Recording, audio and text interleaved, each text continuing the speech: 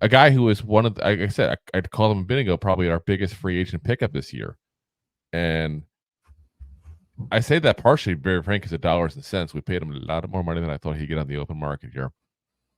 But we now have the son of former Eagle Jon Runyan, former Packer guard Jon Runyan Jr. Here he is, the newest Giant here in this offensive line here, and 6'4", 307 pounds. He's still just 26 years old. Had a 54.7 PFF grade. Played right guard in 23, but played both sides as in 22. And before that in college, he was actually a tackle. They converted him to guard in the NFL at that point. Little T-Rex arm issue going on there. But this is a guy who's a tremendous pass blocker that, quite frankly, is a horrible run blocker. And that's what makes his grade all the way down to 54.7.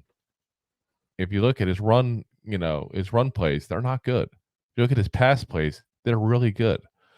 And when you get a guy quick like they did with him, let's be very frank, they got him pretty quick. I have to wonder if the Giants coaching staff saw something when they watched the tape and said, you know what? That's it. That's that one step. That's that one turn. That's that one issue he has. And they think they can fix him. Or they might say, you know what? We can't keep a quarterback on his feet. Let's get the best run blocking guard we can. Yeah, I mean, both those are very plausible. They really are. We'd have to be in the room with them to know. Or they also might have said, we don't have depth at this position, and this is the best guy that's out there right now. Take him. We'll do whatever we have to fix it. Whatever we can, whatever improvement we could do. He's definitely not going to be, I think, a depth piece, though. I think he's going to start at right right guard, and I think that's where his spot is at that point. He was a former 6th-round pick, and the guy is already just way outpaced what we thought at that point he'd be. He's had 1,897 pass block snaps in his entire career. He's allowed 7 sacks. To put that in perspective, Evan Neal has allowed 7 sacks since we started this video. I was about to say. I think you hear a quarterback in New York getting sacked right now. Yeah, seriously. Hold on. There he is. Yes, there he goes. There he goes down. But yeah, again, if they can fix some of the issues on the run blocking he has, or at least try to mask some of those deficiencies as best as possible, he's going to be a good player for us. I don't think he's ever going to be a great player. Let me be very frank on that, though, and kind of temper it to a certain degree. What I'm hoping is, and this sounds horrible again, but average to above average play. Yes, listen, we're constantly having guys that are PFF grades in the 40s, 30s. And this guy's coming out here almost 55. It's a big upgrade. Yeah. It's not saying much about his play, but it's a big upgrade from what we had.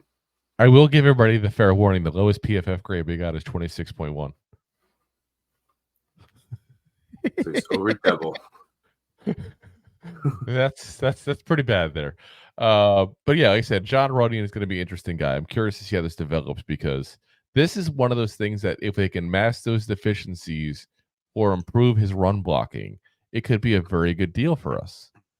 If he's a really bad run blocker, though, it could end up looking really bad for us, this contract. Like, this was not a $5 deal, like this was a good contract we gave this guy. And I get it, you got to pay to go ahead and get in the free agency. Like, I'm not saying not to pay, but I question if we overpaid him.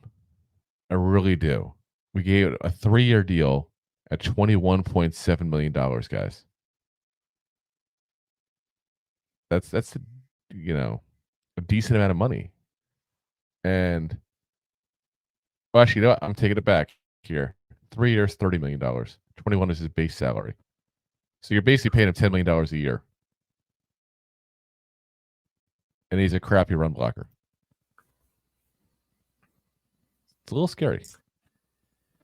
just a little bit. So, especially because we're moving cap numbers around and everything to help out. He's only got a $6.5 million cap hit next year, so that means we're going to have him for at least 2 of the 3 years. So we'll see what happens with him.